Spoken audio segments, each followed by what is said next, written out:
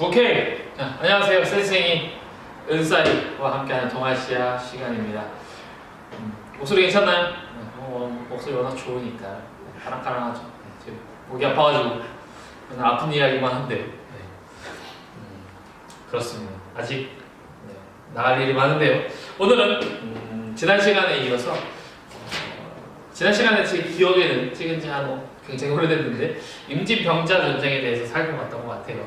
오늘은 그 시기를 전후한 이제 임진병자 전쟁은 우리나라 중심이었다면 그 시대를 전후한 중국을 좀 초점을 두고 한번 살펴보도록 하겠습니다. 임진전쟁이 일어났을 때 이제 중국은 명나라 명나라 같은 경우에는 몽골을 몰아내고 세워진 나라입니다. 그래서 처음에는 뭐 나라가 다들 괜찮았겠죠. 근데 시간이 지나면서 여러 가지 비리들이 일어나게 되고 또한 그 오이라트 타타르부가 위쪽에서 계속적으로 내려왔었죠. 여러분들 기억하는지 모르겠는데 오이라트부가 내려와서 황제가 잡히는 사건도 일어나고요. 그다음에 타타르부가 이제 내려오는 사건이 일어납니다.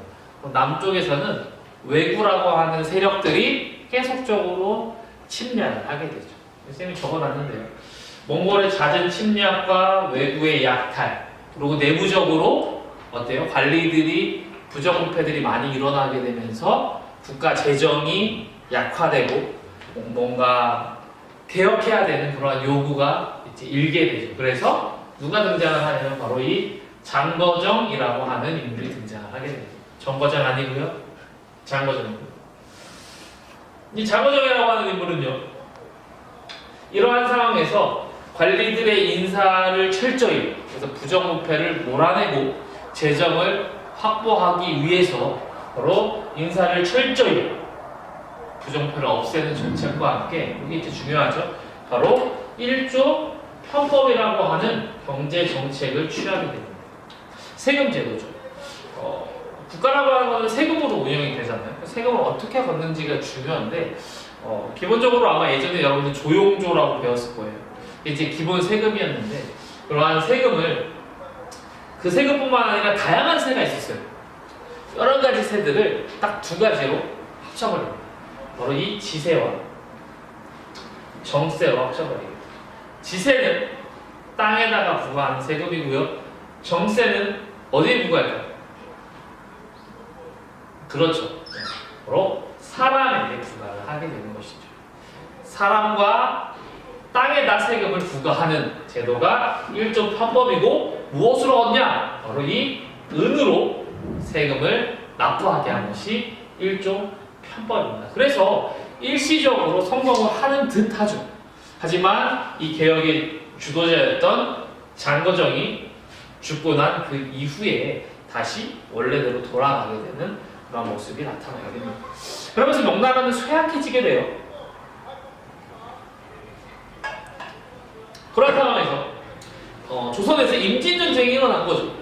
근데 도와주지 않을 수가 없는 거야. 왜? 일본이 조선을 침입한 이후에 어차피 요동과 중국으로 넘어올 거니까. 그래서 명나라가 임진전쟁에 참전을 하게 됩니다. 다른 나라 전쟁이잖아요. 돈을 많이 썼겠죠, 결국에. 그래서 다시 한번 쇠퇴해지게 되죠. 쇠퇴하다 보니까 백성들이 살기 어려워집니다. 백성들은 살기 너무 어려워지게 되면 결국에 들어 일어나게 돼요. 그게 이자성을 중심으로 한 농민반란이 일어나게 되죠. 물론 이 사이에 새롭게 성장한 임진전쟁 이후에 청나라와 대립하는 상황이 등장을 했었죠. 여기 이제 쌤이 적어놨는데 지난 시간에 배운 거 여러분 기억해 보세요.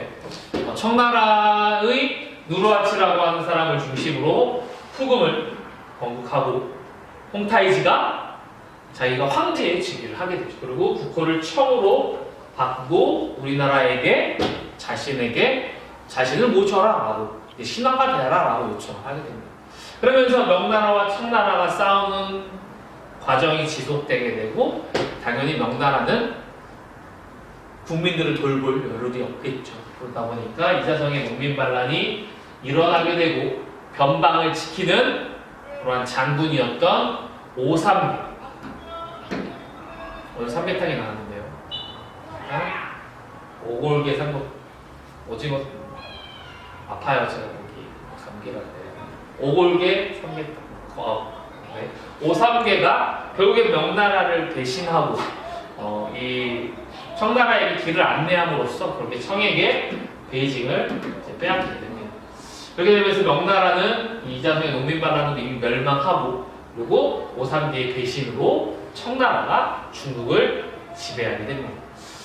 그래서 청나라는 당연히 중국 사회를 다스리면서 반청 세력들을 진압해 나가게 되고 그 다음에 청이 이렇게 중국을 차지하는 데 도움을 주었던 사람들에게 땅을 분배를 해줍니다. 이쪽 지역은 네가 다스려라 라고 나누어 주죠. 대표적인 배신자죠. 오삼계라고 아시면 되겠습니다. 중국에서는 대표적인 배신자가 이런 상황에서 이제 청나라의 전성기가 나타나게 되는데요. 전성기의 시작이 바로 이 강희제라고 하는 인물입니다. 강희제 때 크게 두 가지 사건이 일어나는데요. 반청 세력들을 진압을 하게 됩니다. 그러니까 청나라에 반대했던 세력들이 있었는데 그들을 완전히 진압을 하게 되는데요. 우선은 3번의 난을 진압합니다. 이 3번의 난은 뭐냐면 그 오삼계 등을 비롯한 청나라를 도왔던 사람들이 이제 처음에는 권력을 가졌는데 시간이 지나다 보니까 결국에는 청인이 아니잖아요. 그래서 이들이 자신들의 청이 정부가 이 3번이라고 하는데 이들에게 준 땅들을 조금씩 압박하게 되자 결국에 이들이 힘을 합쳐서 반란을 일으킨 사건이 3번의 난이고 강희제에 의해서 진압되게 됩니다. 그리고 청나라가 이제 중국 대륙을 장악했을 때 여기에 대해서 저항했던 한족들은 본토에 남아있지 않고 저기 타이완으로 도망을 쳐요. 바다로. 그래서 이제 청나라에서는 다음번에 배우겠지만 해금 정책이라고 하는 걸 취하거든요. 이들과 내륙 사람들이 서로 못 만나게. 근데 이 강희제 때 타이완의 이 정성공 세력을 진압을 하게 되면서 반청 세력들을 완전히 없애게 되죠. 그러니까 이제 청나라에게 저항할 수 있는 사람이 없겠죠. 그래서 강희제, 옹정제, 관륜제를 거치면서 내정개혁을 단행하고 그러면서 전성기를 맞이를 하게 됩니다. 이 청나라는요, 중국 대륙을 다스리면서 한족의 지배자들에 대해서 회유책과 강경책을 같이 쓰면서 그들을 통치하는 한편 주변을 민족들을 정복해 나가게 됩니다. 그래서 바로 이때, 물론 지금도 그렇잖아요. 중국이 원래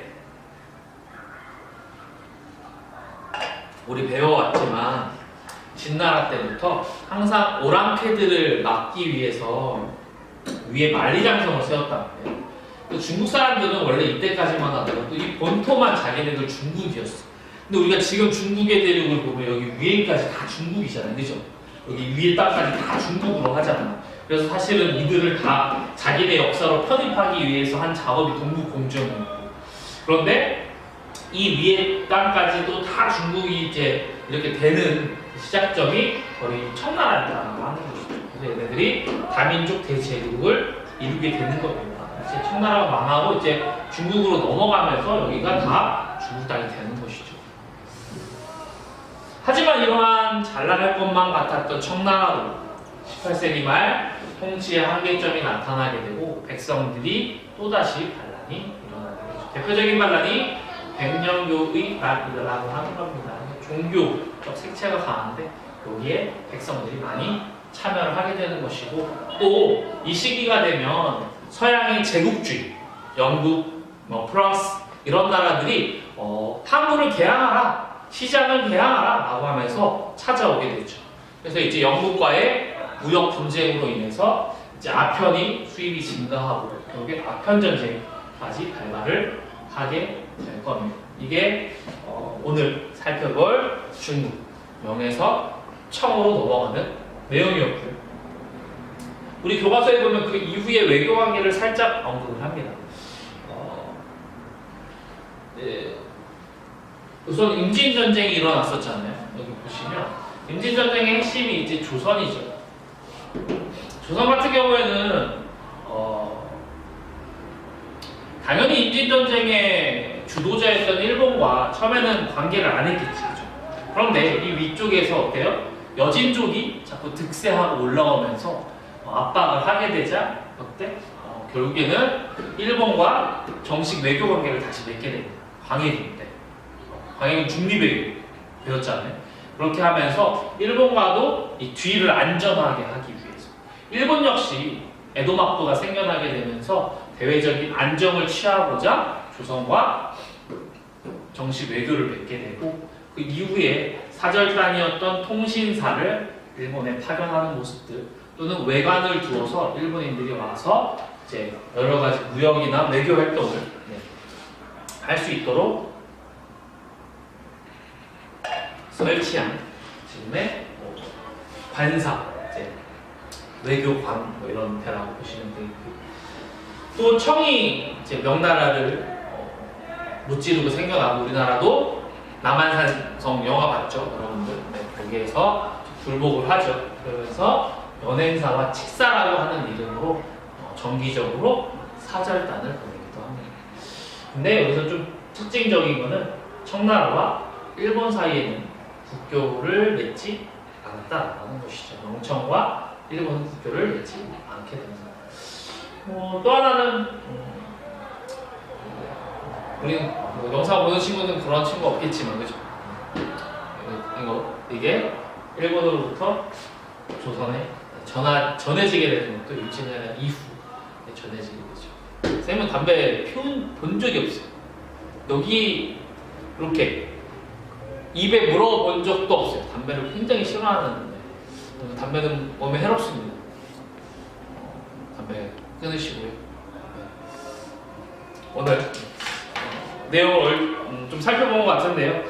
교과서는 조금씩 다를 수 있어요. 제가 조금 띄엄띄엄해서 흐름을 위주로 설명하기 위해서 교과서 순서로는 안 했다라고 하는 거예요. 좀 참고해 주시고 그래도 그래서 제가 좀 걱정되는 건 내용을 좀 빼먹었을까. 근데 뭐 제가 수업 시간에 아마 다뤘겠죠. 그러니까 영상이 전부는 아니니까 여러분들 영상 믿고 수업에 등한시하는 모습 안 보여줬으면 좋겠고요. 저는 엽떡을 먹으러 이제 사라지도록 하겠습니다. 아룡!